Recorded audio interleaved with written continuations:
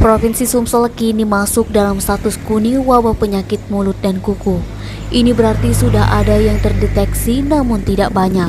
Kepala Dinas Ketahanan Pangan dan Peternakan Sumsel Ruzwan Effendi ketika dibincangi melalui telepon Kamis 19 Mei siang, status kuning dikarenakan terdeteksinya wabah penyakit mulut dan kuku di 3 wilayah di Bumi Sriwijaya, yakni di Lubuk Linggau, Musirawas, dan Ogan Komering Ilir.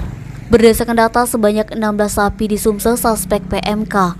Rinciannya yaitu di Lubuk Linggau 10 ekor, Musirawas 4 ekor, Oki 1 ekor, dan Ogan Ilir 1 ekor. Dari 10 ekor di Lubuk Linggau, 4 ekor diantaranya mati, 5 ekor positif PMK dan dilakukan upaya potong paksa. Sedangkan 1 ekor lagi masih sakit dan sudah diisolasi.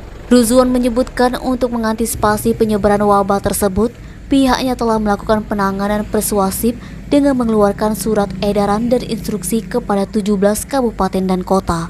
Selain itu, Pemprov Sumsel juga bakal membentuk satgas untuk meminimalisir penyebaran wabah agar tidak meluas. Selanjutnya melakukan pembatasan pengiriman hewan yang dilakukan daerah lain, di mana setiap pengiriman dari daerah lain harus melampirkan surat keterangan kesehatan hewan. Bahkan harus dilakukan karantina terlebih dahulu. Nabang, Sumeko TV melaporkan.